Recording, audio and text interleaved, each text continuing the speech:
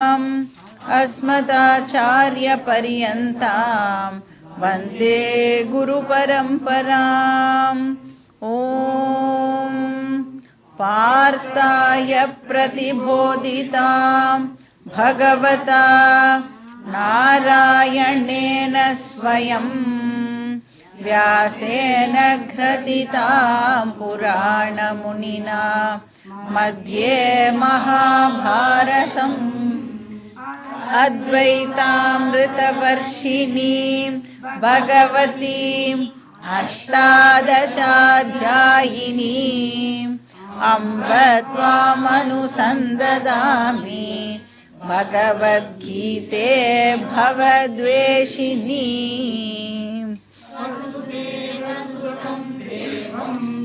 कंसचाणूरमर्दनम् देवकी परमानन्दं कृष्णं वन्दे जगद्गुरुं। मूकं करोति वाचालं पङ्गुं लङ्घयते गिरिं यत्कृपातमहं वन्दे परमानन्दमाधवम्। ॐ सहना भवतु सहनौ भुनक्तु सह वीर्यं करवावहै तेजस्विनावधीतमस्तु मा विद्विषावहै। ॐ शान्ति शान्ति शान्तिः। हरिः ॐ श्री गुरुभ्यो नमः। हरिः ॐ। श्लोका नंबर 38। सुख दुःखे समे कृत्वा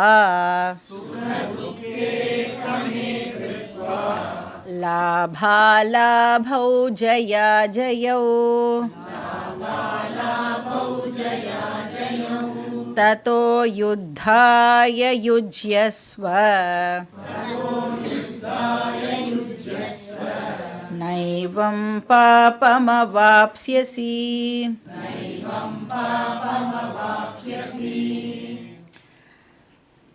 அர்ஜுனனுக்கு சம்சாரா ப்ராப்ளம் இருந்தது.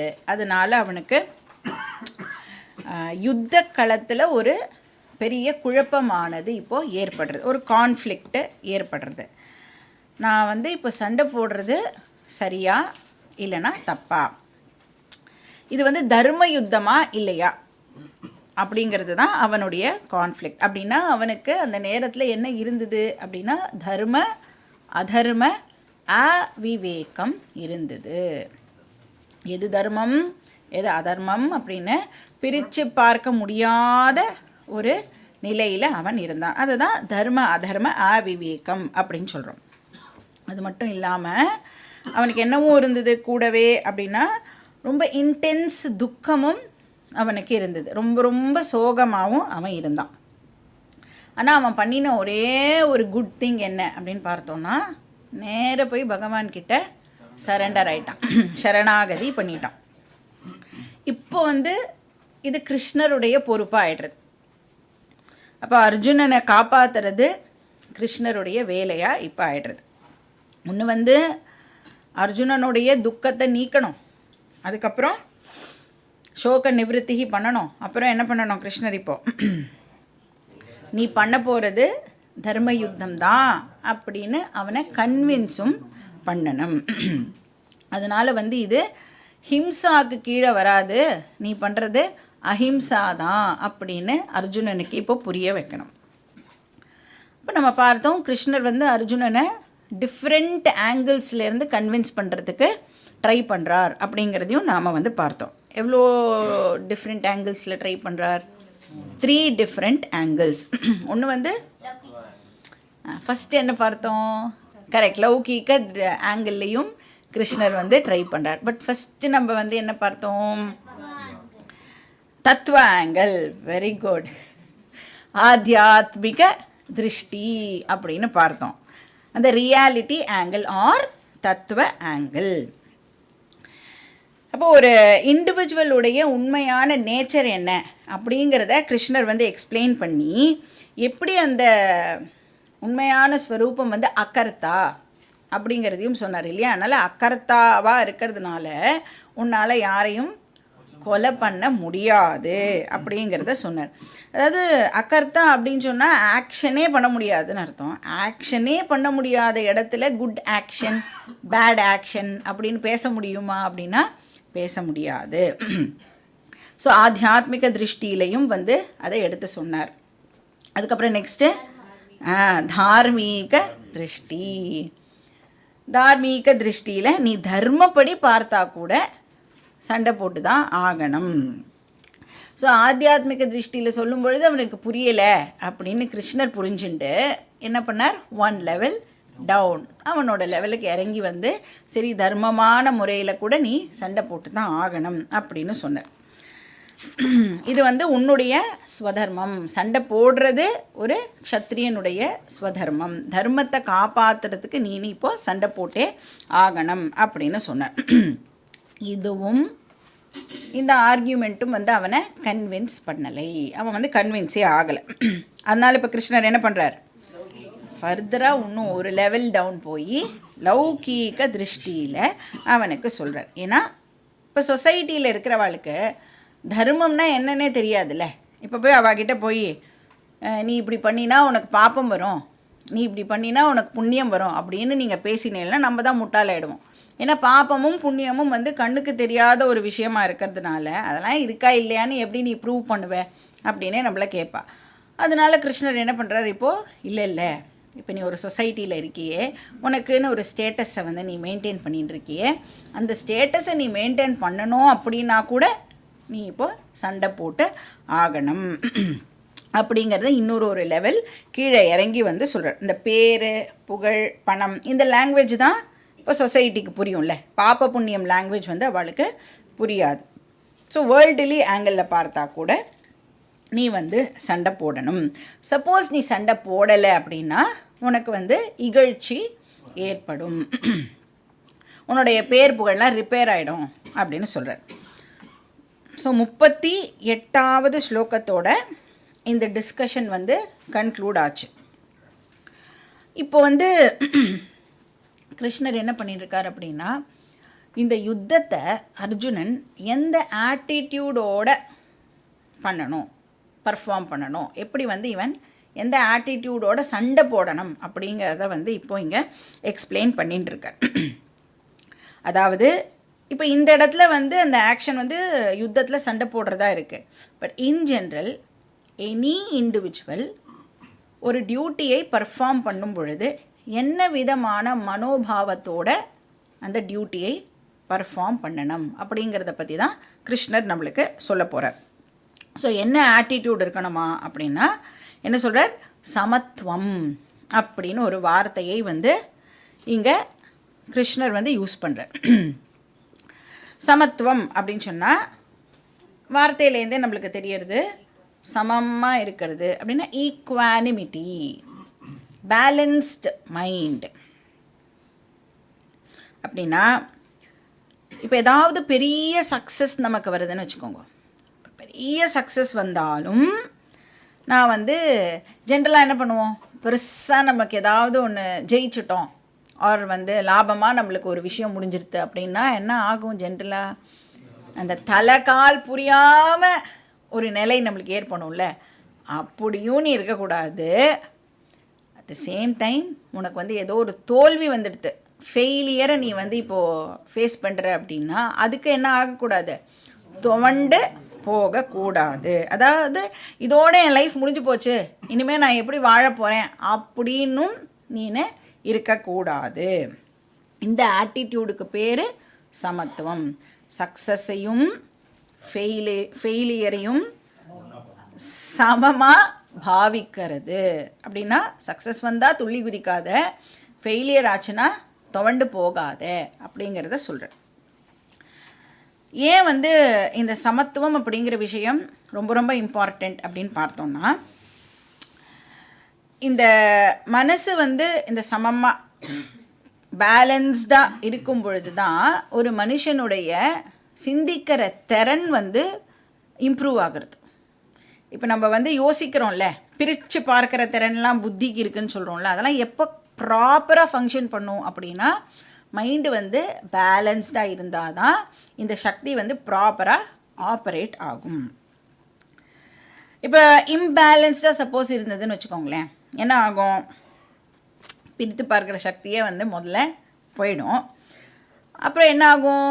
பிரித்து பார்க்குற சக்தி போகிறதுனால நாம் எடுக்கிற டெசிஷன் இப்போ எப்படி இருக்கும்? தப்பான ஒரு டெசிஷனை இப்போ நாம் எடுத்துடுவோம்.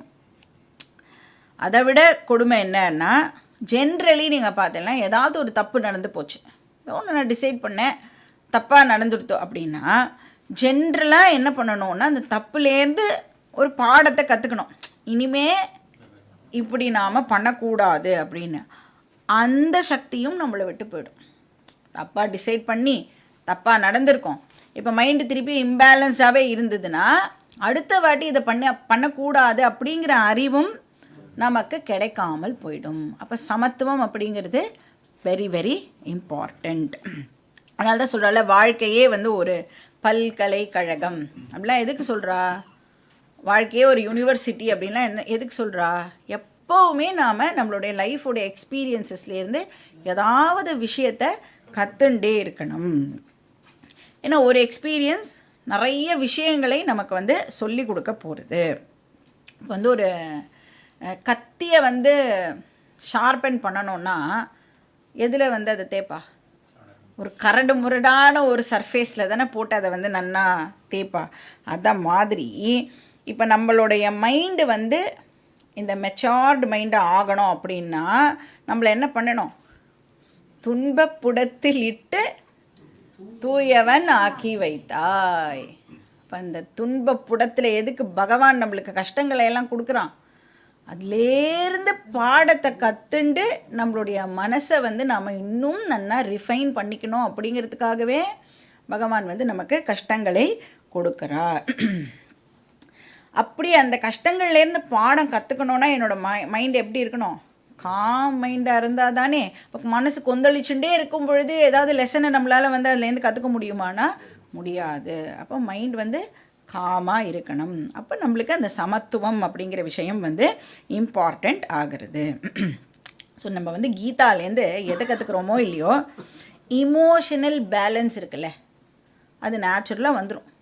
நீங்கள் கிளாஸ் அட்டெண்ட் பண்ண கிருஷ்ணர் வந்து நமக்கு தெரியாமலேயே அந்த ஈக்குவானிமிட்டியை வந்து சொல்லி கொடுத்துருவார். நேச்சுரலாக நம்மளுக்கு அது வந்துடும்.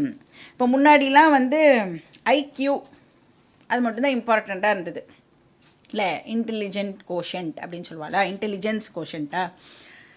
அப்போ வந்து நீ இன்டெலிஜென்ட்டாக இருந்தால் தான் உன்னால் வந்து இந்த எக்ஸாம் பாஸ் பண்ண முடியும், அந்த எக்ஸாம் பாஸ் பண்ண முடியும், அந்த மாதிரிலாம் இருந்தது. இப்போது நீங்கள் பார்த்தீங்கன்னா ஒரு 15-20 வருஷமாகவே வந்து ஈக்யூ அப்படின்னு ஒரு வார்த்தையை வந்து நாம் அதிகமாக கேட்குறோம் இல்லை. அது வந்து என்னது? ஈக்யூ அப்படின்னா இமோஷனல் கோஷன்ட்.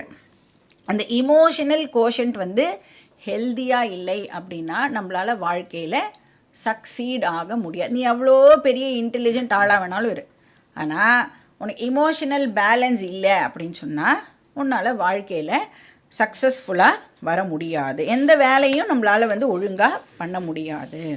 இப்போ வந்து எக்ஸாமினேஷன்லாம் எழுதுறான்னு வச்சுக்கோங்களேன். ஒரு ஸ்டூடெண்ட் வந்து இப்போ எக்ஸாம் எழுதுறான்னு வச்சுக்கோங்க. அவன் வந்து ரொம்ப நல்லா படிக்கிற பையன், சரியா, வெரி வெரி இன்டெலிஜென்ட், டீச்சர்ஸ் எல்லாம் வந்து வெரி இன்டெலிஜென்ட், நீ தான் ஃபஸ்ட்டு வருவே அப்படின்லாம் சொல்கிற பையன், ஓகேவா. இப்போ அவன் வந்து போய் எக்ஸாமினேஷன் ஹாலில் உட்காந்துக்கிறான். அந்த கொஸ்டின் பேப்பர் கொடுக்குறா. அந்த கொஸ்டின் பேப்பர் ரீடிங் டைம்லாம் இருக்கும்ல, ஃபஸ்ட்டு 15 மினிட்ஸ் வந்து நீங்கள் கொஸ்டின் பேப்பரை மட்டும் படிக்கணும், அதுக்கப்புறம் தான் எழுதுறதுக்கு உங்களுக்கு டைம் கொடுப்பா. கொஸ்டின் பேப்பர் எடுத்து பார்த்த உடனேயே ஃபஸ்ட்டு கொஸ்டின் அந்த பையனுக்கு தெரியல, ஆன்சர் தெரியல. வெரி வெரி இன்டெலிஜென்ட் பாய்.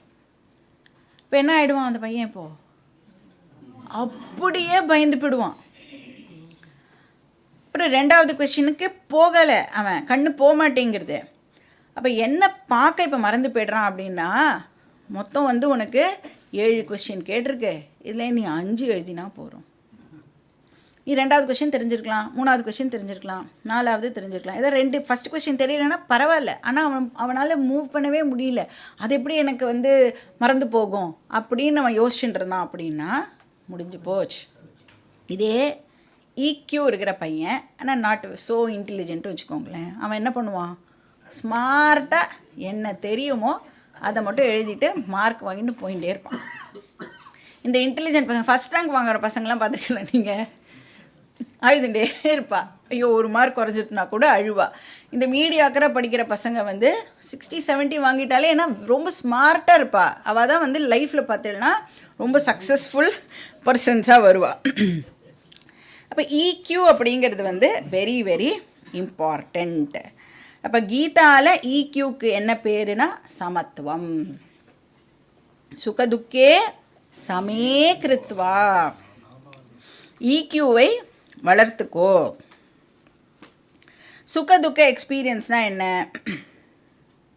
இப்போ வந்து நம்மளுக்கு தெரியும், ஒரு பர்சனுக்கு எப்போவுமே சக்ஸஸ் ஏற்பட்டுட்டே இருக்குமா, ஆல் த டைம் அந்த பர்சன் வந்து சக்ஸஸ்ஃபுல்லாகவே இருக்க முடியுமானா இருக்க முடியாது. இப்போ கூட மேட்ச் நடந்துட்டுருக்குல்ல, என்ன எப்பவுமே வந்து இப்போ விராட் கோலி இருக்கார் அப்படின்னா எப்போ எல்லா மேட்சுக்கும் வந்து 100 அடிக்கணும் அப்படின்னு நீங்கள் எதிர்பார்த்துட்டே இருந்தால எல்லா மேட்ச்லேயும் 100 அடிக்க முடியுமானா அடிக்க முடியாது. திடீர்னு ஒரு மேட்ச்சில் வந்து நின்ன உடனே அவுட் ஆகிடுவான். அப்புறம் வந்து 100 பால் விளையாடி 50 ரன் கூட எடுக்கலாம், 100 பால் விளையாடி 20 ரன் கூட எடுக்கலாம், இல்லை 20 பால் விளையாடி 100 ரன் கூட எடுக்கலாம், எப்படி வேணாலும் நடக்கும் இல்லையா. அப்போ ஆல் த டைம் சக்ஸஸ்ஃபுல்லாகவே இருக்கணும் அப்படின்னா சக்ஸஸ்ஃபுல்லாக இருக்க முடியாது.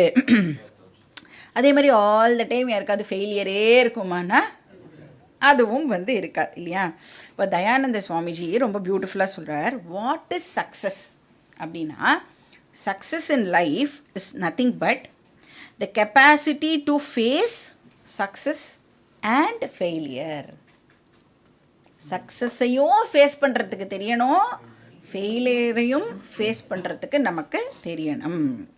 என் லைஃப்பில் வந்து சக்ஸஸ் வந்தாலும் சரி ஃபெயிலியர் வந்தாலும் சரி அதை வந்து எதிர்கொள்கிற மனப்பக்குவம் நமக்கு இருக்கணும். அப்போ சக்ஸஸ் வந்தால் துள்ளி குதிக்காத, ஃபெயிலியர் ஆச்சுன்னா துவண்டு போகாதே. வெற்றியோ தோல்வியோ அது நம்மளுடைய மனசை பாதிக்காத மாதிரி பார்த்துக்கிறதுக்கு பேர் சமத்துவம். அவன்தான் சக்ஸஸ்ஃபுல் பர்சன்.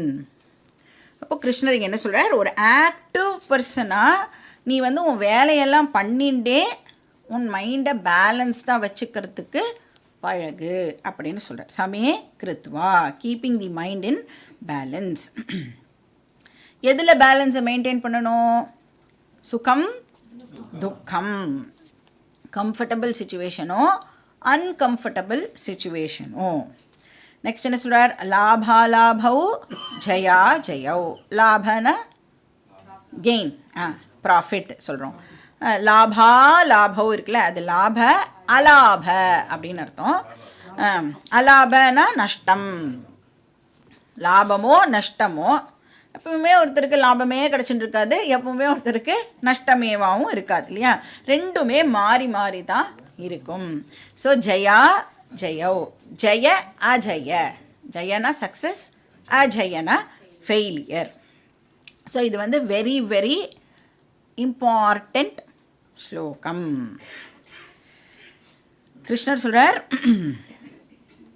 எப்படி வந்து இங்கே நமக்கு என்ன இங்கே சொல்லி கொடுக்கல அப்படிங்கிறத நல்லா நோட் பண்ணணும். எப்பவுமே உன்னோட வாழ்க்கையில் எப்படி ஜெயிக்கிறதுன்னு கிருஷ்ணர் வந்து இங்கே நமக்கு சொல்லி கொடுக்கல. என்ன சொல்லி கொடுக்குறார்? வெற்றியோ தோல்வியோ அதை நீ எப்படி ஃபேஸ் பண்ணணும் அப்படிங்கிறத தான் கிருஷ்ணர் நம்மளுக்கு சொல்லி கொடுக்குறார். அதனால தான் இதுக்கு பேர் சாஸ்திரம். வெளியிலலாம் போனேன்னா how to be success always அப்படின்னு உங்களுக்கு சொல்லிக் கொடுப்பா. கிருஷ்ணர் அதை ஒரு நாளைக்கும் நமக்கு சொல்லிக் கொடுக்க மாட்டார். ஏன்னா கிருஷ்ணருக்கு தெரியும் ஆல் த டைம் உன்னால் சக்ஸஸையே பார்த்துருக்க முடியாது. இப்போது சக்ஸஸ் வந்தால் நீ எப்படி நடந்துக்கணும், ஃபெயிலியர் வந்தால் நீ எப்படி நடந்துக்கணும் அப்படிங்கிறத தான் கிருஷ்ணர் நம்மளுக்கு இங்கே சொல்லிக் கொடுக்குறார். இப்போ மான, அபமான, ஜன்ம, மரண ஆல் பேர்ஸ் ஆஃப் ஆப்போசிட்ஸை போட்டுக்கணும். சும்மா எக்ஸாம்பிளுக்கு 2-3 இங்கே சொல்லியிருக்கா. என்னெல்லாம் பேர்ஸ் ஆஃப் ஆப்போசிட்ஸ் நம்மளுக்கு தெரியுமோ அதை வந்து நாம் இன்க்ளூட் பண்ணிக்கணும். க்ரோத்து, டீகே, வெயில், பனி, இந்த மாதிரி எல்லாமே எப்படி நம்ம பார்க்கணும்? சமே கிருத்வா, எல்லாத்தையும் ஈக்குவலாக ஃபேஸ் பண்ணணும். ததா யுத்தாய யுஜ்யஸ்வ. அர்ஜுனா, நீ வந்து உன்னோட வேலையை பண்ணுறதுக்கு ரெடியாக. அவனோட வேலை இங்கே யுத்தம் பண்ணுறது, அதனால் யுஜ்யஸ்வ அப்படின்னு சொல்கிறார். நைவம் பாபம் அவாப்ஸ்யசி. இந்த ஆட்டிடியூடோட, சமத்துவத்தோட நீ உன்னுடைய ஸ்வதர்மத்தை ஃபாலோ பண்ணும் பொழுது உனக்கு பாபம் ஏற்படாது அப்படின்னு சொல்கிறார். அப்படின்னா என்ன அர்த்தம்? உனக்கு இன்டர்னல் க்ரோத்து ஏற்படும் அப்படின்னு சொல்கிறார். உன்னோட மைண்டு வந்து நல்லா மெச்சூர் ஆகும், உனக்கு டவுன்ஃபால் இருக்காது அப்படிங்கிறத இங்கே சொல்கிறார். மேலும் மேலும் உன்னோட மைண்டு வந்து மெச்சூரிட்டியை ஏற்படுத்திக்கும். உன்னால் வந்து ஒர்ஸ்ட் எக்ஸ்பீரியன்ஸ்லேருந்து பெஸ்ட்டு லெசனை கற்றுக்க முடியும். என்ன லெசன் கற்றுப்பான்? நான் வந்து ஒரு இப்படி எதிர்பார்த்தேன், அது வந்து வேர்ல்டோட மிஸ்டேக் இல்லை, என்னோட மிஸ்டேக். இப்படி எதிர்பார்த்தேன் அப்படிங்கிறதே வந்து தப்பு அப்படின்னு நான் வந்து அண்டர்ஸ்டாண்ட் பண்ணிப்பேன். ஏன்னா ஒரு விஷயத்தோடைய ரிசல்ட்டில் நம்மளுடைய எஃபர்ட் மட்டும் ஃபேக்டர் கிடையாது. There are so many other factors. அதுக்காக எதுவுமே எதிர்பார்க்காமலேயே பண்ணிட முடியுமானா? எதிர்பார்க்காமல் ஒரு முட்டாள் கூட ஒரு வேலையை பண்ண மாட்டான் இல்லையா? அப்போ ஏதாவது வந்து இந்த மாதிரி ரிசல்ட் வரணும் அப்படின்னு சொல்கிறதுல தப்பில்லை. ஆனால் அதுக்கு மாறி வந்துடுத்துனா வேர்ல்டை ப்ளேம் பண்ணுவோம்ல, அந்த வேர்ல்டை ப்ளேம் பண்ணுறது ஸ்டாப் ஆகிடும். எனக்கு தெரியும் இப்போது வேர்ல்டு இதுக்கு காரணம் கிடையாது அப்படிங்கிறத நான் வந்து அண்டர்ஸ்டாண்ட் பண்ணிப்பேன். ஸோ பாப்பம் ந அவாப்ஸ்யசி அப்படின்னு சொல்கிறார். அடுத்த ஸ்லோகம், ஸ்லோகா நம்பர் 39. ஏஷா தே பிஹிதா சாங்க்யே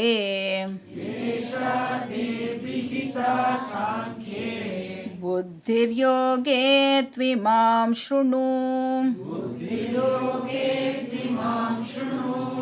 புத்யா யுக்தோ யயா பார்த்த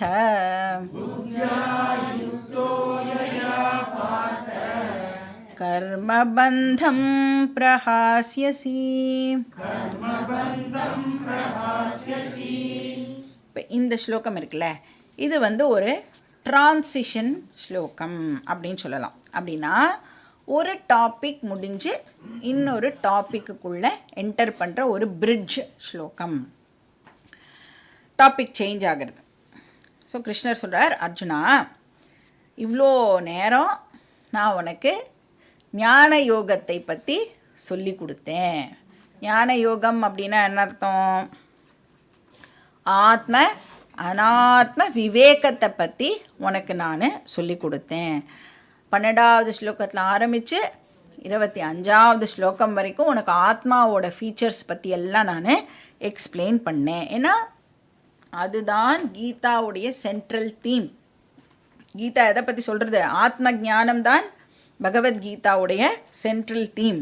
என்னை பற்றி சொல்லிக் கொடுக்கறது, என்ன நான் யார் அப்படிங்கிற பற்றின அறிவை எனக்கு கீதா கொடுக்கறது. நான் வந்து ஹாப்பியாக இருக்கிறதுக்கு வெளியில் இருக்கிற விஷயங்களை டிபெண்ட் பண்ண வேண்டிய அவசியம் இல்லை அப்படிங்கிறத நமக்கு கீதா சொல்லி கொடுக்கறது. இந்த செல்ஃப் டிஸ்கவரிக்கு பேர் ஆத்ம ஞானம். அதை வந்து கிருஷ்ணர் என்ன பேர் வச்சு கூப்பிடுறார் அப்படின்னா சாங்கியம் அப்படின்னு கிருஷ்ணர் அதுக்கு ஒரு பேரை கொடுக்குறார்.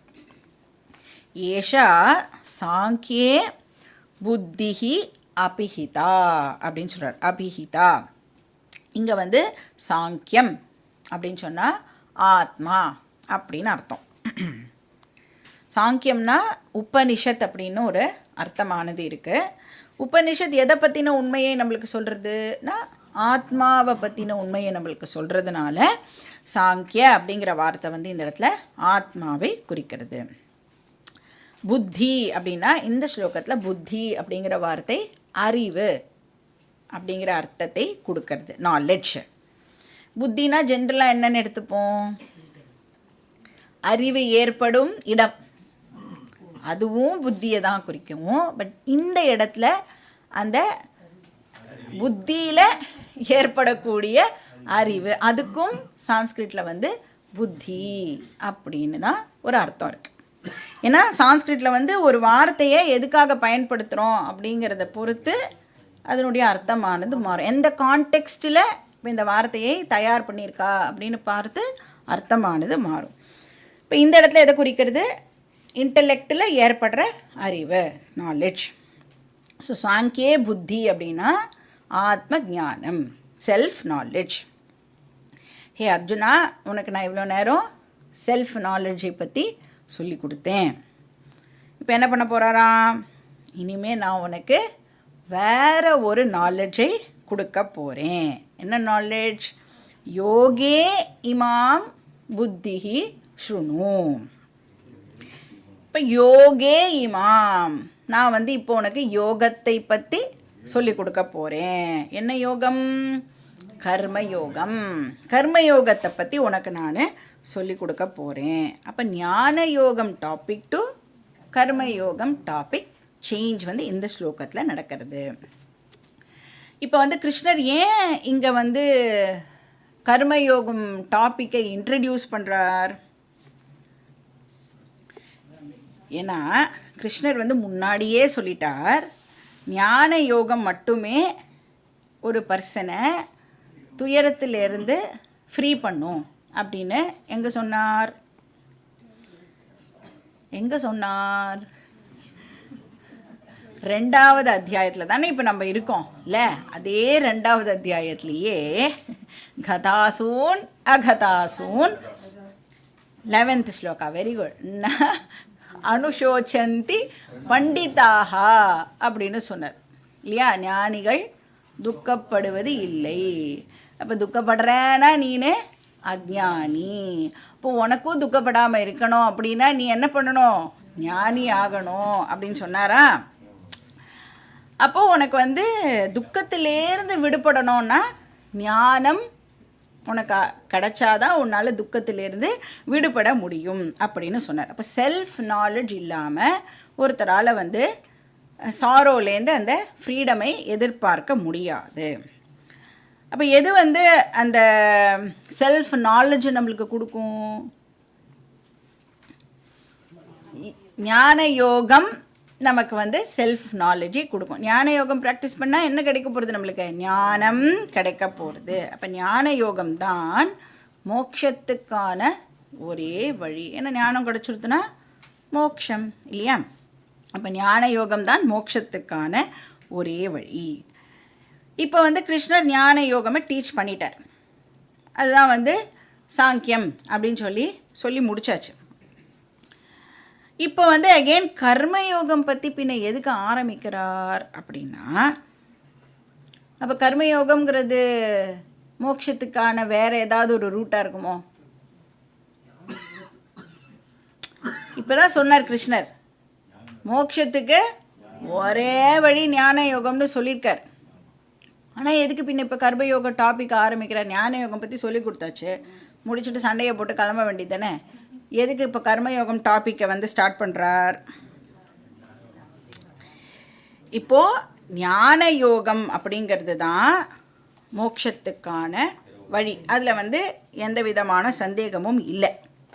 ஆனால் அந்த ஞான யோகத்துக்குள்ள ஒரு பர்சன் இப்போ என்டர் ஆகணும் அப்படின்னு சொன்னால் அந்த பர்சனுக்கு சில தகுதிகள் தேவைப்படுறது இல்லை. இப்போ கிரிக்கெட் மேட்ச் நடந்துட்டுருக்கு அப்படின்னா ஃபைனல்ஸில் இப்போ நம்ம டீம் ஆடுறது அப்படின்னா அவள் குவாலிஃபை ஆகிருக்கணுமா இல்லையா? குவார்ட்டர் ஃபைனல்ஸில் குவாலிஃபை ஆகிருக்கணும், செமிஃபைனல்ஸில் குவாலிஃபை ஆகிருக்கணும் இல்லை? நல்லா குவாலிஃபை ஆகி வந்தால் தான் ஃபைனல்ஸில் விளையாட முடியும். இப்போ ஆப்கானிஸ்தானால் ஃபைனல்ஸில் விளையாட முடியுமா? விளையாட முடியாது. சவுத் ஆஃப்ரிக்காவால் ஃபைனல்ஸில் விளையாட முடியுமானா விளையாட முடியாது. ஏன்னா இப்போ விளையாடின்னு இருக்கிறது ஆஸ்திரேலியா, இந்தியாவும் விளையாடின்னு இருக்கு.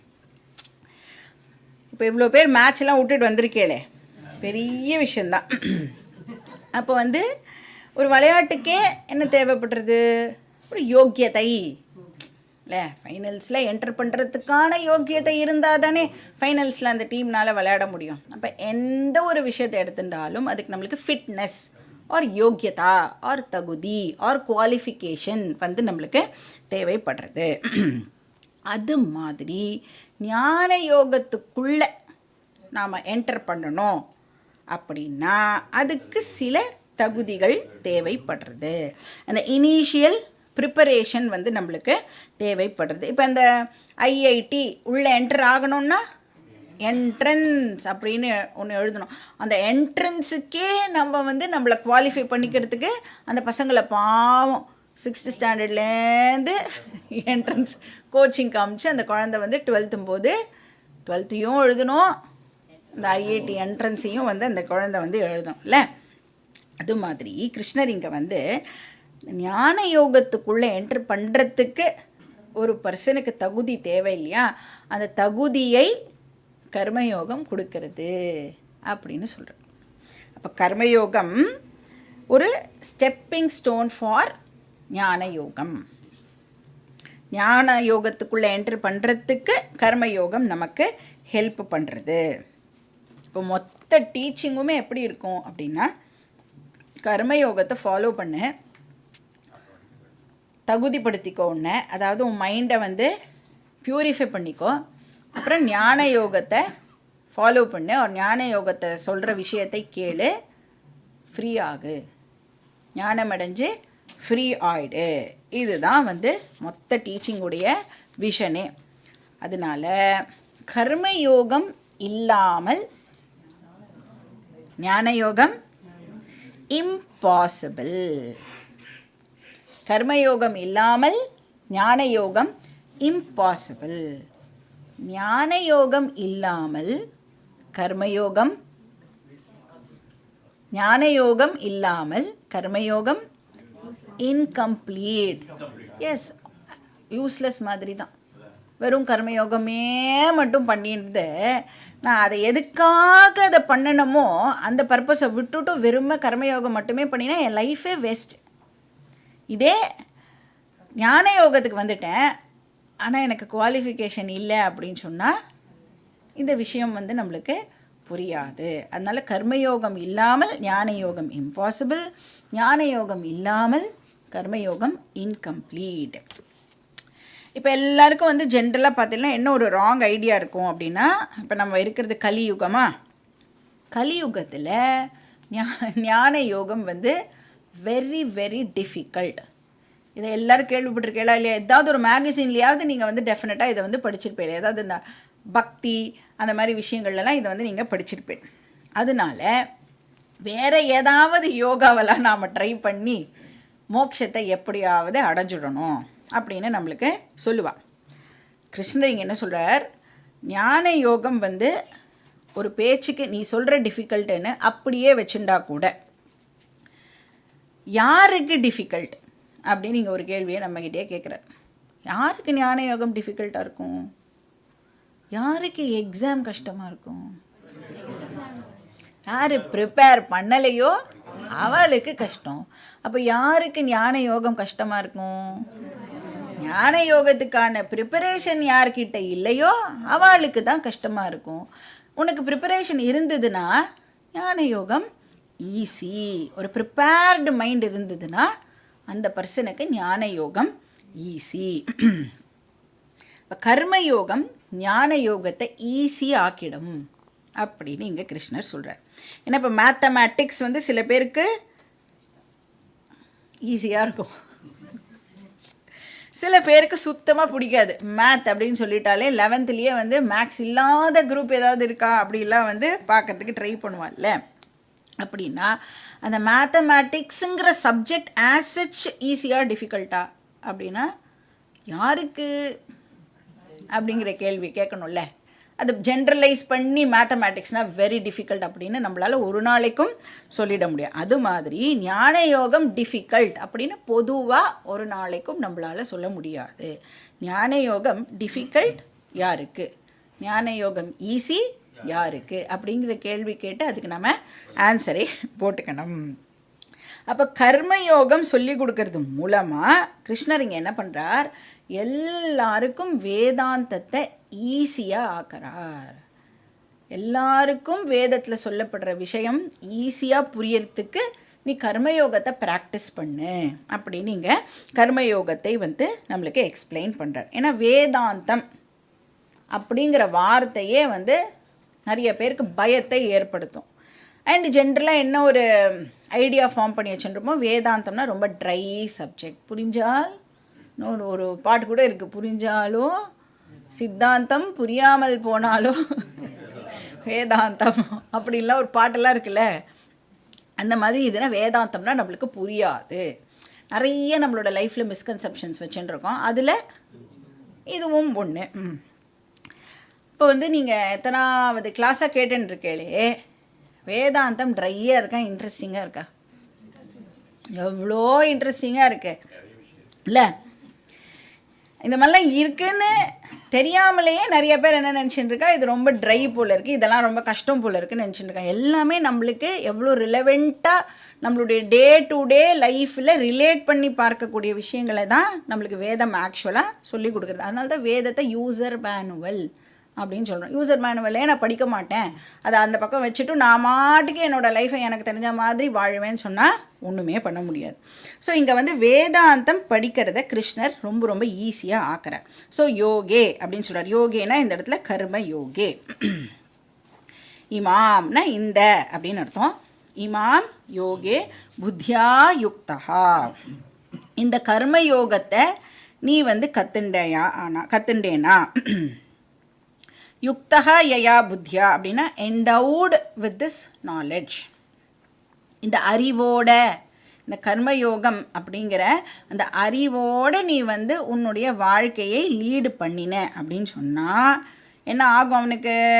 கர்மபந்தம் பிரஹாஸ்யசி அப்படின்னா அவனுக்கு மோக்ஷம் கிடைக்கும் அப்படின்னு சொல்கிறார். இப்போ மோக்ஷம் அப்படின்னு சொன்னால் உடனே போஸ்துமஸா செத்து போனதுக்கப்புறம் மோக்ஷம் இல்லை. மோக்ஷம் அப்படின்னாலே ஹியர் அண்ட் நவ். ஸோ எல்லா விதமான இமோஷ்னல் ப்ராப்ளம்ஸ்லேருந்தும் நமக்கு ஃப்ரீடம் கிடைக்கிறது. பயம், துக்கம், டிப்ரெஷன், ஆங்ஸைட்டி, இது எல்லாத்துலேருந்தும் நம்மளுக்கு ஃப்ரீடம் கிடைக்கிறது. அப்போ நம்ம மைண்டு எப்படி இருக்கும்? அப்போது இதெல்லாம் இல்லைனா, இமோஷ்னல் டிஸ்டர்பன்சஸ்லாம் இல்லைனா எப்படிப்பட்ட ஒரு மைண்டை நாம் என்ஜாய் பண்ணலாம் இல்லையா? அதுக்கு பேர் மோக்ஷம். ஸோ இதுதான் கர்மயோகத்தோடைய இன்ட்ரொடக்ஷனாக கிருஷ்ணர் இங்கே நம்மளுக்கு கொடுக்கறது. இனிமேல் அதை பற்றி இலாபரேட்டாக சொல்ல போகிறார். அது என்ன அப்படிங்கிறதை நாம் பார்க்கலாம். ஸ்லோகா நம்பர் 40. நேஹாபிக்ரமநாசோஸ்தி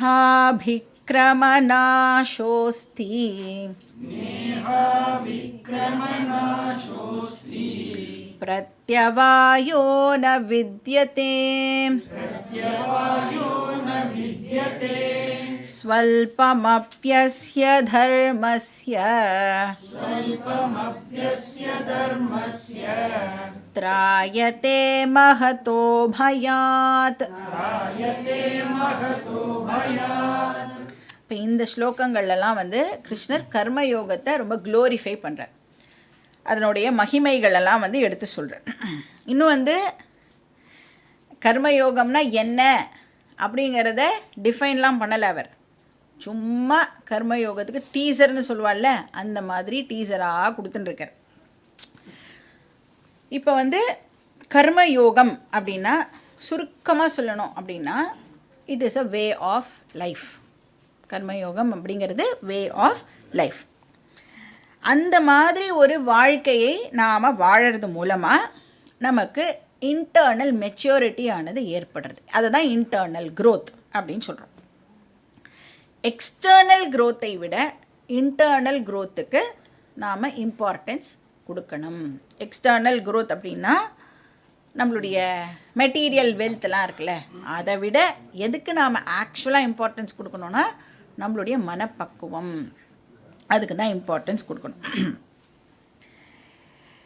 இப்போ வந்து கீதா என்ன சொல்லி கொடுக்குறது அப்படின்னா, எல்லாருமே வந்து எப்பயும் ஆல் த டைம் ஹாப்பியாக இருக்கணும்னு நினைக்கிறோம், அப்புறம் நிம்மதியாக இருக்கணும் அப்படின்னு நினைக்கிறோம்ல.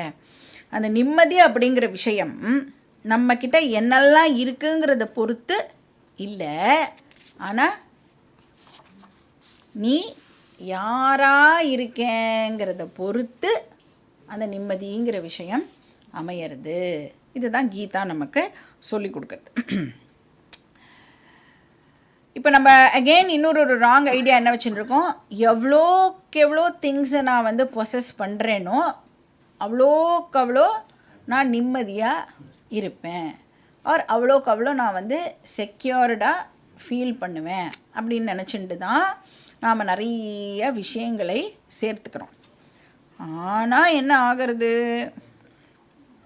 யார் நிறைய விஷயங்களை சேர்த்து வச்சுருக்காளோ அவளுக்கு தான் நிறைய செக்யூரிட்டி வந்து தேவைப்படுறது. எவ்வளோ பெரிய விஐபியாக ஆகிறோமோ அதுக்கு ஈக்குவலண்ட்டாக வந்து Z செக்யூரிட்டி, Z+ செக்யூரிட்டி அதெல்லாம் வந்து தேவைப்படுறது. அப்போ இந்த செக்யூரிட்டி வந்து நாம் என்ன வச்சுட்டுருக்கோம் அப்படிங்கிறத பொறுத்து இல்லை, ஆனால் நான் என்னவா நினச்சின்னு இருக்கேன் அப்படிங்கிறதை பொறுத்து அமையிறது. ஏன்னா நம்மளுக்கு தெரியும், நம்மளுடைய கல்ச்சரில் அடுத்த வேளை சாப்பாடு என்னன்னே தெரியாமல் எத்தனையோ பேர் இருக்கா. ஆனால் அவள்லாம் எப்படி இருக்கா அப்படின்னு அவ்வளோ செக்யூர்டாக ஃபீல் பண்ணின்னு இருக்கா. நாமளே பார்த்துருக்கோம், சுரமந்திர தருமூல நிவாசா ஷய்யாபூதல அஜினம் வாசகா சர்வ பரிகிரக யோகத்யாக போகத்யாக கஸ்ய சுகம் ந கரோதி விராகா. விராகம்னா வைராக்கியம் அப்படின்னு அர்த்தம். எத்தனையோ பேர் பெரிய பெரிய ரிஷி முனிகள் எல்லாரும் எதுவுமே இல்லாமல் மேக்ஸிமம் செக்யூரிட்டியை வந்து அவள் என்ஜாய் பண்ணியிருக்கா. சுரமந்திர தருமூல நிவாசகனா ஏதோ ஒரு மரத்துக்கு கீழே தான் அவளோட வாசமே. நம்மளை மாதிரி பெரிய பெரிய வீடெல்லாம் கூட அவளுக்கு இல்லை, ஆனால் அவள் வந்து அவ்வளோ ஹாப்பியாக இருந்தா. ஏன்னா அவகிட்ட என்ன இருந்தது, ஞானம் இருந்தது. ஸோ கர்ம யோகம் அப்படிங்கிறது வந்து ஒரு லைஃப் ஸ்டைல். அதில் வந்து எதுக்கு நாம் ஃபோக்கஸ் கொடுப்போம் அப்படின்னா இன்னர் க்ரோத்துக்கு தான் அதில் ஃபோக்கஸ் கொடுக்கப்படும். பாக்கி நாம் வாங்குகிற அவார்டு ரிவார்டு அதெல்லாம் பின்ன ப்ரொமோஷன் ஹைக்கு அப்ரைசல் அதெல்லாம் என்னது பின்ன அப்படின்னா அதெல்லாம் செகண்டரியாக தான் கன்சிடர் பண்ணப்படும். ப்ரைமரி வந்து என்னுடைய மன தூய்மை, ரிஃபைன்மெண்ட், என்னுடைய மைண்டு வந்து பக்குவம் அடையிறது தான் என்னுடைய ஃபஸ்ட்டு ப்ரையாரிட்டி. பாக்கி என்னெல்லாம் எக்ஸ்டர்னல் விஷயங்கள் இருக்கோ அதெல்லாம் என்னை பொறுத்த வரைக்கும் செகண்டரியாக இருக்கும். அப்போ அதனால் வந்து வீட்டை விட்டு ஓடி வர சொல்லிட்டாளா, எங்கேயாவது ஆசிரமத்துக்கு போய் தங்க சொல்கிறாளான்னா அதெல்லாம் பண்ண சொல்லலை. எங்கே இருக்கோமோ அங்கேயே இருந்துண்டு என்ன வேலை பண்ணணுமோ அந்த வேலையை பண்ணிண்டு இன்டர்னல் க்ரோத்துக்காக நாம் ஒர்க் பண்ணணும். அப்படின்னா பணம்லாம் பின்ன இம்பார்ட்டண்ட் இல்லையா அப்படின்னா பணம் இம்பார்ட்டண்ட் தான். ஆனால் அந்த பணத்துக்குன்னு ஒரு வேல்யூ இருக்குல்ல, அப்புறம் அந்த பணத்துக்குன்னு ஒரு பர்பஸ் இருக்குது. அதுக்கு மேலே ஓவர் இம்பார்ட்டண்ட்டாக வேல்யூ கொடுக்கக்கூடாது. அதனோட பர்பஸுக்காக மட்டுமே அதை நாம் பயன்படுத்தணும். அப்போ அதுக்கு என்ன இம்பார்ட்டன்ஸ் கொடுக்கணுமோ, என்ன ரெஸ்பெக்டை கொடுக்கணுமோ அதை மட்டும்தான் கொடுக்கணும். அதனால் நாம் வெறுமே இன்டர்னல் க்ரோத்தை பற்றி மட்டும்தான் ஃபோக்கஸ் பண்ணுவோம். இப்போ வந்து இன்டர்னல் க்ரோத்தா இல்லைன்னா இந்த வெளியில் இருக்கிற பேர் புகழ் என்னுடைய மெட்டீரியல் வெல்த்தா அப்படின்னு ஒரு கம்பேரிசன் வரும் பொழுது கர்மயோகிக்கு எது ப்ரையாரிட்டியாக இருக்கும் அப்படின்னு கேட்டீங்கன்னா கர்மயோகி ஆப்வியஸாக இன்டர்னல் க்ரோத் அப்படின்னு தான் சொல்லுவான். இது ரெண்டுத்தில் எதை நீ சூஸ் பண்ணுற அப்படின்னு கேட்டால் அவன் என்ன சொல்லுவான், என்னுடைய மைண்டு ப்ரிப்பரேஷன் தான் எனக்கு ஃபஸ்ட்டு. அந்த மாதிரியான லைஃப் ஸ்டைலுக்கு பேர் கர்ம யோகம். இதோட டீட்டெயில்ஸ் வந்து பின்னாடி நாம் பார்ப்போம், டீட்டெயிலில் பார்க்க போகிறோம். இப்போ இங்கே என்ன சொல்கிறார், இஹ அபிக்ரம் மானசா ந அஸ்தி. இஹ அப்படின்னா இந்த கர்ம யோகத்தில், அபிக்ரமநாச அப்படின்னு சொன்னால் ஃபெயிலியர்னு அர்த்தம். அபிக்ரமநாசகானா ஃபெயிலியர். அப்படின்னா என்ன சொல்கிறார்? இக கர்மயோகத்தில் ஃபெயிலியரே ந அஸ்தின்னு சொல்கிறார்.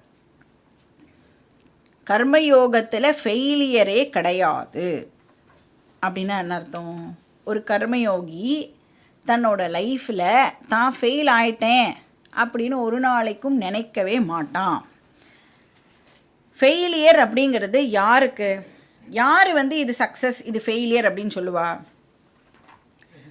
கர்மயோகியாக இல்லாமல் இருக்கிற பாக்கி பீப்புள் இருக்கால்ல, அவளுக்கு தான் சக்ஸஸ் ஃபெயிலியர் அதுக்கெல்லாம் மெஷர்லாம் வச்சுட்டுருப்பா.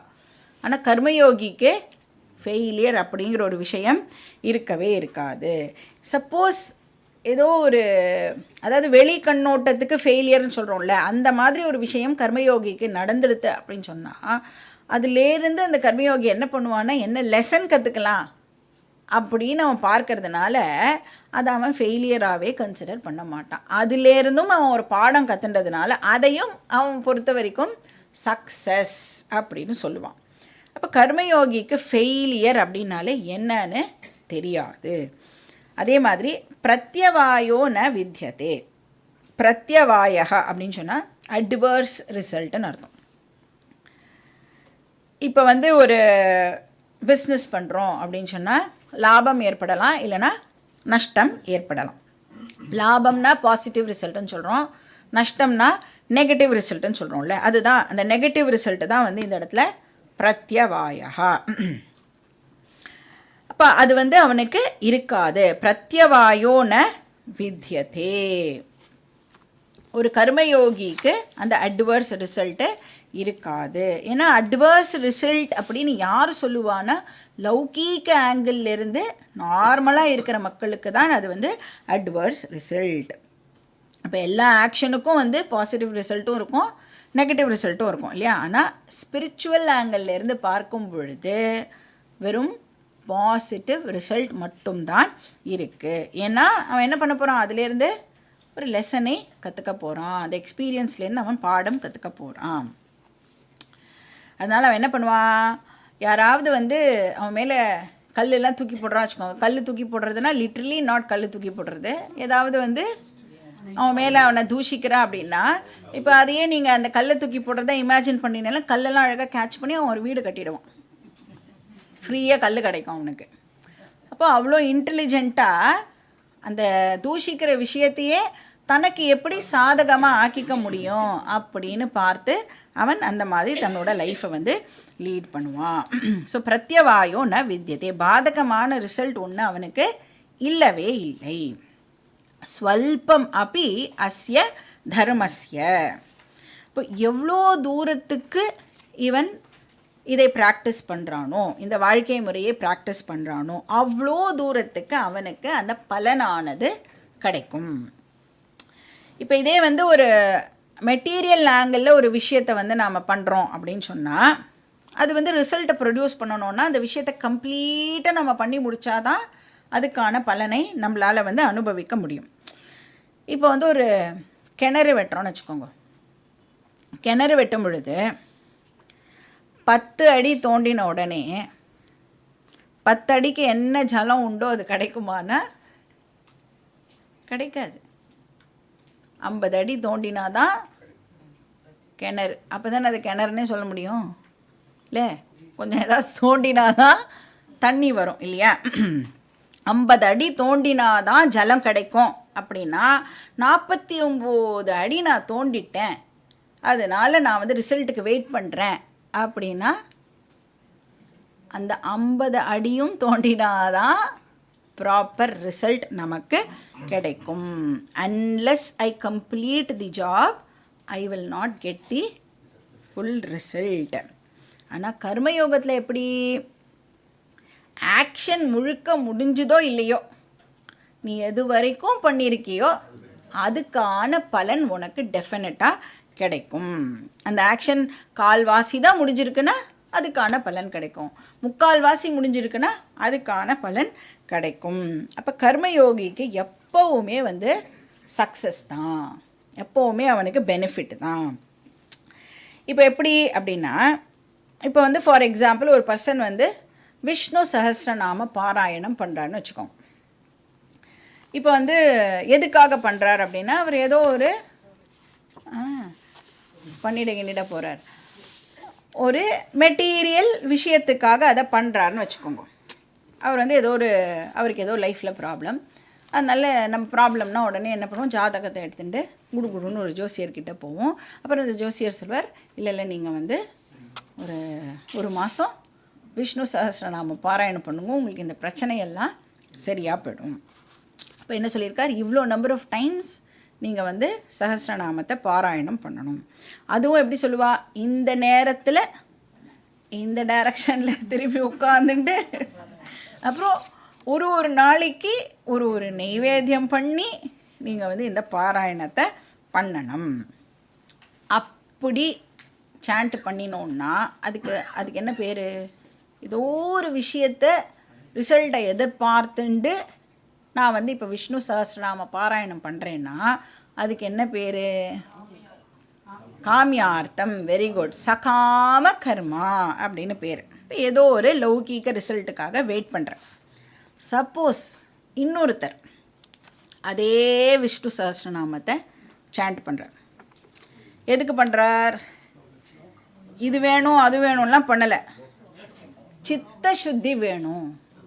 நான் கீதா கிளாஸ் வந்து 26-27 வாரமாக அட்டன் பண்ணிட்டு இருக்கேன்.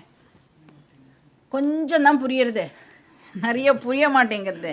எனக்கு கீதா கிளாஸு நன்னா புரியணும், கிருஷ்ணர் என்ன சொல்கிறாரோ அது எனக்கு நன்னா புரியணும் அப்படின்னு வேண்டிட்டு ஒருத்தர் வந்து அதே விஷ்ணு சஹஸ்ரநாமத்தை பாராயணம் பண்ணுறார் அப்படின்னு சொன்னால், முதல் பர்சனுக்கு எப்போ ரிசல்ட் கிடைக்கும், ரெண்டாவது பர்சனுக்கு எப்போ ரிசல்ட் கிடைக்கும்?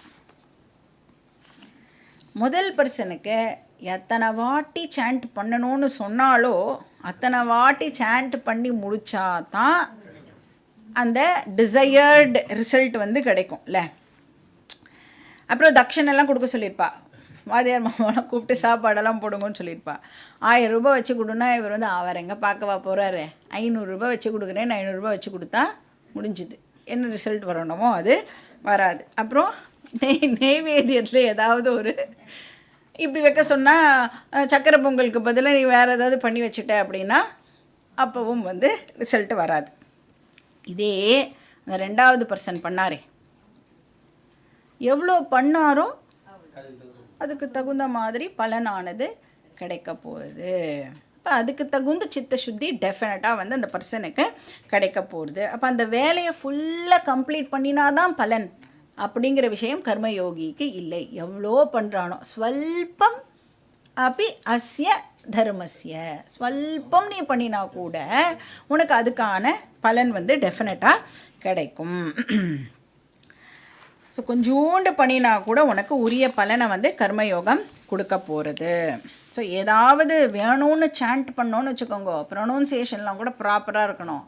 தமிழ் புக்கெல்லாம் வச்சுட்டு சாண்ட் பண்ணினேன்னா கா வர இடத்துலலாம் கா வர இடத்துல கா சொல்லக்கூடாது, தா வர இடத்துல தா சொல்லக்கூடாது, கரெக்டாக மாற்றி சொல்லுவோம். நம்ம இப்போ பகவத்கீதாலாம் ரொம்ப சூப்பராக சொல்கிறோம்ல, நம்ம அதே மாதிரியே தான் அதையும் வந்து சொல்லுவோம். அதனால் அப்போ எல்லாமே பார்க்கணும். ஏதாவது ஒரு இந்த சகாமமாக பண்ணுறோம் அப்படின்னா எல்லா ரூல்ஸையும் ப்ராப்பராக ஃபாலோ பண்ணணும். ஆனால் சித்த சுத்திக்காக பண்ணும் பொழுது ரூல்ஸ் எதையுமே ஃபாலோ பண்ண வேண்டிய அவசியம் இல்லை. ஏன்னா என்ன நான் சொல்கிறேனோ அதுக்கேற்ற பலன் எனக்கு கிடைக்க போகிறது. அதனால்தான் ரூல்ஸ் எதுவும் ஃபாலோ பண்ண வேண்டியது இல்லைன்னா எந்த ஆக்ஷனை வேணும்னாலும் நாம் கர்மயோகமாக வந்து பண்ணலாம். மகதக பயாத் திராயத்தே, அந்த என்ன பண்ணுமா அந்த கர்மயோகம் நம்மளை பயத்திலிருந்து நம்மளை வந்து காப்பாற்றுறது. பயம்னா இந்த இடத்துல சம்சாரம், சம்சாரத்திலேருந்து நம்மளை அது ப்ரொடெக்ட் பண்ணும். அதனால கிருஷ்ணர் சொல்கிறார், அர்ஜுனா நீ ஒரு கர்மயோகியாக ஆகு அப்படின்னு சொல்கிறார். ஒரு கர்மயோகியாக இரு அப்படின்னு சொல்கிறார். Next shloka number 41. व्यवसायात्मिका बुद्धिः एकेह कुरु नन्दन बहुशाखा ह्यनन्ताश्च बुद्धयो व्यवसायिनाम्.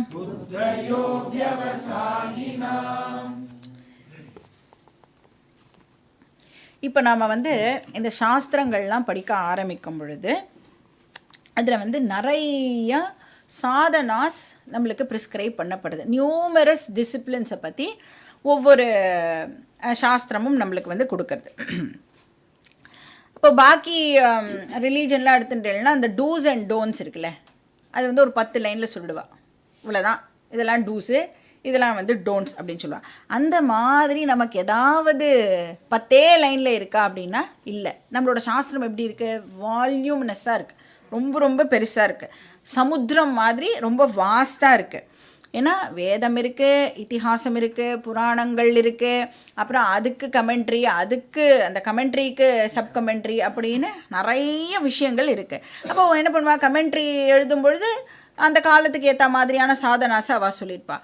அந்த கமெண்ட்ரிக்கு இன்னொரு கமெண்ட்ரி எழுதும்போது அவளுடைய காலகட்டத்தில் என்ன ஃபாலோ பண்ணிட்டு இருக்காளோ அந்த சாதனாஸ் அப்படின்னு அந்த காலகட்டத்துக்கு ஏற்ற மாதிரி சாதனாஸையும் சொல்லிடுவாள். அப்போ நிறைய டிசிப்ளின்ஸ் வந்து இருக்கும். இப்போ சில இடங்களில் வந்து பூஜை பற்றி சொல்லியிருக்கோம், சில இதில் வந்து ஜப்பம் பண்ணு அப்படின்வா, சில இடத்துல வந்து மெடிடேஷன் பண்ணு அப்படின்னு சொல்லுவாள், சில இடங்களில் நீ வெறும் நாம சங்கீர்த்தனம் பண்ணினா போகிறோம் அப்படின்னு சொல்லுவாள்.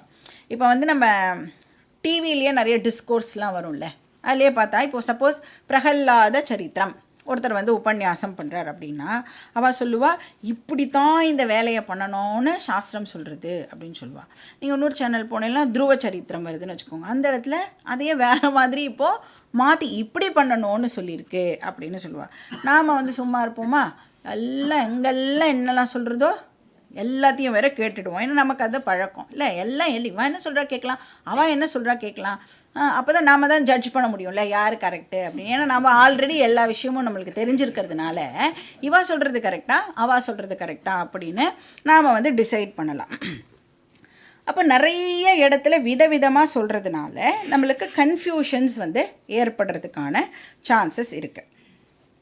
இப்போ நமக்கு வந்து ஒவ்வொரு சாதனாவுடைய ரோல் கிளியராக தெரிஞ்சிருந்தால் தான் எந்த சாதனாவை எப்போ நான் ப்ராக்டிஸ் பண்ணணும் அப்படிங்கிறது எனக்கு தெரியும் இல்லையா. அந்த சாதனா என்னன்னு தெரிஞ்சிருக்கணும். அந்த சாதனாவை நான் வந்து ப்ராக்டிஸ் பண்ணுறது மூலமாக எனக்கு என்ன கிடைக்க போகிறது அப்படிங்கிறது தெரிஞ்சால் தான் என்னால் அதை ப்ராப்பராக ஃபாலோ பண்ண முடியும். இல்லைனா நான் என்ன பண்ணுவேன் அப்படின்னா ராங்காக அந்த சாதனாவை பயன்படுத்துவேன். அப்யூஸ்ன்னு சொல்லுவோம்ல ஒரு வார்த்தை, அதை மாதிரி ஆகிடும். இப்போ ஒரு கர்மயோகி அப்படிங்கிற ஒரு பர்சனுக்கு என்ன தெரியும் அப்படின்னா, இந்த சாதனாவை தான் நான் ப்ராக்டிஸ் பண்ணணும் அப்படிங்கிறதுல ஒரு கிளியர் அண்டர்ஸ்டாண்டிங் இந்த கர்மயோகிங்கிற பர்சனுக்கு இருக்கும். ஆர் யாருக்கு அந்த கிளியர் அண்டர்ஸ்டாண்டிங் இருக்கோ அவனை கர்மயோகி அப்படின்னு சொல்லலாம்.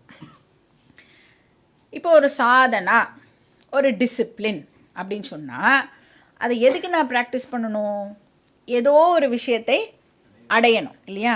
இப்போ அந்த சாதனா மீன்ஸ் அப்படின்னு சொன்னால் நான் அடைய போகிற எண்ட் இருக்கே, அதுக்கு சான்ஸ்கிரிட்டில் சாத்தியம் அப்படின்னு பேர். சாத்தியம்னா கோல்.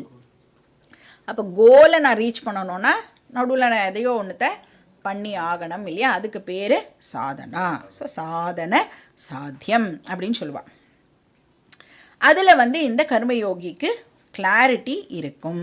ஸோ சாத்திய சாதன விஷய நிச்சய ஞானம் அப்படின்னு பேர் அதுக்கு. சாதன சாத்திய விஷய நிச்சய ஞானம். அந்த மீன்ஸ் அண்ட் எண்டில் இந்த பர்சனுக்கு நிச்சய ஞானம்னா கிளாரிட்டியானது இந்த பர்சனுக்கு இருக்கும்.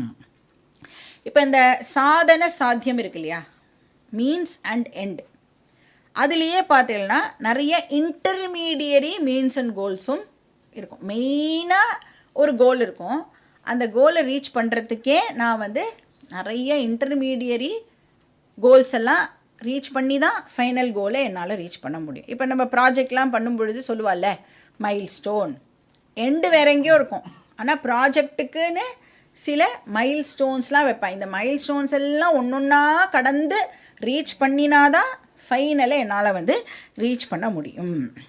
இப்போ வந்து சப்போஸ் ஃபார் எக்ஸாம்பிள் நாம் வந்து டெல்லி போனோன்னு வச்சுக்கோங்களேன். அல்டிமேட்டாக நான் வந்து டெல்லி அப்படிங்கிற இடத்துக்கு போனோம். That is my ultimate goal.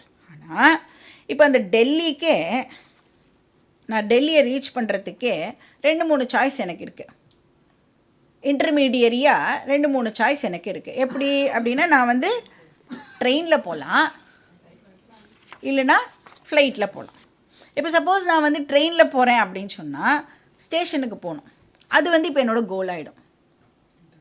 Delhi is my ultimate goal. ஆனால் இப்போ இன்டர்மீடியராக என்ன கோல் ஆகிடும்? ஸ்டேஷனை ரீச் பண்ணுறது என்னுடைய கோல் ஆகிடும். அகெயின் அந்த ஸ்டேஷனுக்கு நான் வந்து 2 வீலரில் போகலாம், இல்லைனா வந்து மெட்ரோவில் போகலாம், இல்லைனா வந்து காரில் போகலாம். அப்போ அது 3 மீன்ஸ் ஆகிடும். அப்புறம் இந்த சென்ட்ரல் ஸ்டேஷன் போகிறது வந்து என்னுடைய குட்டி இன்டர்மீடியரி கோலாக இருக்கும். அப்போ அதை ரீச் பண்ணிவிட்டு அதுக்கப்புறம் நான் என்னுடைய அல்டிமேட் கோலான டெல்லி அப்படிங்கிறதை ரீச் பண்ணுவேன் இல்லையா? அப்போ மெயின் கோல் ஒன்று இருக்கும். அந்த மெயின் கோல் அடையிறதுக்கே நான் வந்து குட்டி குட்டி கோல்ஸ் எல்லாம் வந்து அடைய வேண்டியதாக இருக்கும். இது எல்லாம் ஒரு கர்மயோகிக்கு ரொம்ப ரொம்ப கிளாரிட்டியோட தெரியும். ஸோ வியவசாயாத்மிகா புத்திஹி. அப்போ இந்த பர்சனுக்கு வந்து என் லைஃப்பில் எனக்கு என்ன வேணும் அப்படிங்கிறது தெரியும். அதை அடையிறதுக்கு நான் என்ன பண்ணணும் அப்படிங்கிறதும் வந்து இந்த பர்சனுக்கு தெரியும். இந்த கிளாரிட்டிக்கு பேர் வியவசாயாத்மிகா புத்திஹி. இப்போ நீங்கள் நிறைய பேர்கிட்ட போய் கேட்கலாம், உனக்கு லைஃப்பில் என்ன வேணும் அப்படின்னு. என்ன சொல்லுவா? என்ன வேணும்னே எனக்கு தெரியலை. சரி, உங்களுக்கு என்ன வயசாகுது? 70 வயசு வரைக்கும் வாழ்ந்திருப்பா. ஆனால் பாவம், அவளுக்கு லைஃப்பில் என்ன வேணும் அப்படின்னே வந்து தெரிஞ்சிருக்காது. பட் தெரியறதோ தெரியலையோ எல்லாருமே என்ன விரும்புகிறோம் அப்படின்னா ஃப்ரீடம். தெரிஞ்சு தெரியாமல் எல்லாரும் எதுக்கு ஆசைப்படுறோன்னா ஃப்ரீடம்க்கு தான் ஆசைப்படுறோம். அந்த ஃப்ரீடமை தான் மோக்ஷம் அப்படின்னு சொல்கிறோம். அப்போ நம்மளோட அல்டிமேட் கோல் வந்து மோக்ஷம். ஏன்னா கேட்குறோம்ல, எதை பண்ணால் எனக்கு நிம்மதி கிடைக்கும், இது பண்ணால் நிம்மதி கிடைக்குமா, அதை பண்ணால் நிம்மதி கிடைக்குமான்னு டிஃப்ரெண்ட்டாக வெரைட்டியாக ட்ரை பண்ணுறோம்ல. ஆனால் அந்த நிம்மதி மட்டும் கிடைக்க மாட்டேங்கிறதுனா நம்ம ட்ரை பண்ணுறதெல்லாம் ராங் மீன்ஸ்னு அர்த்தம். அதை அண்டர்ஸ்டாண்ட் பண்ணிக்கணும். இப்போ நான் என்கிட்டேயே சந்தோஷமாக இருக்கணும், என்கிட்டேயே ஆனந்தமாக இருக்கணும், வேறு எந்த ஒரு விஷயத்தையும் நான் டிபெண்ட் பண்ண வேண்டிய அவசியம் இல்லை அப்படிங்கிறத சாஸ்திரம் நம்மளுக்கு சொல்லி கொடுக்குறது. Independence is happiness, dependence is sorrow. இப்போ இந்த இண்டிபெண்டன்ஸ் இஸ் ஹாப்பினஸ் அப்படின்னு சொன்ன உடனே ஃபிசிக்கல் இண்டிபெண்டன்ஸை பற்றி பேசலை. யாருமே எனக்கு வேண்டாம், நான் மட்டும் தனியாக இருந்து ஹாப்பியாக இருப்பேன், அந்த இண்டிபெண்டன்ஸை பற்றி நாம் பேசலை. ஃபிசிக்கலாக உயிரோடு இருக்கிற வரைக்கும் யாரையாவது நாம் டிபெண்ட் பண்ணி தான் ஆகணும். சாப்பாட்டுக்கு, இருக்கிறதுக்கு, தங்கிறதுக்கெல்லாம் யாரோட ஹெல்ப்பாவது டெஃபினட்டாக நம்மளுக்கு தேவை. ஆனால் இங்கே என்ன இண்டிபெண்டன்ஸ் பற்றி பேசுகிறோம்? Emotional independence. என்னை யாருமே வந்து பார்க்க மாட்டேங்கிறா, நான் இருக்கேனா செத்தேனான்னு யாருமே கேட்க மாட்டேங்கிறா, ஃபோனே பண்ண மாட்டேங்கிறா, வாட்ஸ்அப்பே பண்ண மாட்டேங்கிறா, அதுக்கு பேர் இமோஷனல் டிபெண்டன்ஸ். அந்த இமோஷனல் டிபெண்டன்ஸ் இல்லாமல் இருக்கிறதுக்கு பேர் இமோஷ்னலி இண்டிபெண்ட். சரி, அந்த ஃப்ரீடமை நான் அடையணுன்னா என்ன பண்ணணும்? இப்போ ஒரு கர்மயோகி வந்து இதை அனலைஸ் பண்ணி தெரிஞ்சு வச்சுட்டுருக்கான். இந்த ஃப்ரீடம் என்கிட்ட தான் இருக்குது, ஆனால் நான் வந்து அதை புரிஞ்சுக்கிறதுக்கு எனக்கு ஒரு குவாலிஃபிகேஷன் ஆனது தேவைப்படுறது. அந்த குவாலிஃபிகேஷனை அடையிறதுக்கு நான் இப்போ கர்மயோகத்தை ப்ராக்டிஸ் பண்ணி ஆகணும். அப்போ அவனோட லைஃப்பில் அவன் கோல் வந்து மோக்ஷம் அப்படின்னு தெரிஞ்சிருக்கு. அந்த மோட்சத்தை அடையிறதுக்கான சாதனம் ஞானம் அப்படிங்கிறதும் இந்த பர்சனுக்கு இப்போது தெரிஞ்சிருக்கு. அப்போது அந்த ஞானம் எனக்கு புரியணும், அது எனக்கு வரணும் அப்படின்னா அதுக்கு என்னுடைய மைண்ட் வந்து இப்போது ப்ரிப்பேர்டாக இருக்க வேண்டியிருக்கு. அதுக்கு இந்த கர்மயோகம் அப்படிங்கிற விஷயம் வந்து எனக்கு ஹெல்ப் பண்ண போகிறது. ஸோ கர்மயோகத்தை ப்ராக்டிஸ் பண்ணால் எனக்கு ஞான யோக்கியதா கிடைக்க போகிறது. அதுக்கப்புறம் ஞானம், அதுக்கப்புறம் மோக்ஷம் அப்படின்னு வந்து இந்த இடத்துல கிருஷ்ணர் சொல்கிறார். பாக்கி டீட்டெயில்ஸ் நம்ம நெக்ஸ்ட் கிளாஸ்லேயே பார்க்கலாம். ஓம் பூர்ணமதః பூர்ணமிதம் பூர்ணாத் பூர்ணமுதச்யதே பூர்ணஸ்ய பூர்ணமாதாய பூர்ணமேவாவசிஷ்யதே. ஓம் சாந்தி சாந்தி சாந்தி. ஹரிः ஓம் ஸ்ரீ குருभ्यो நமः. ஹரிः ஓம்.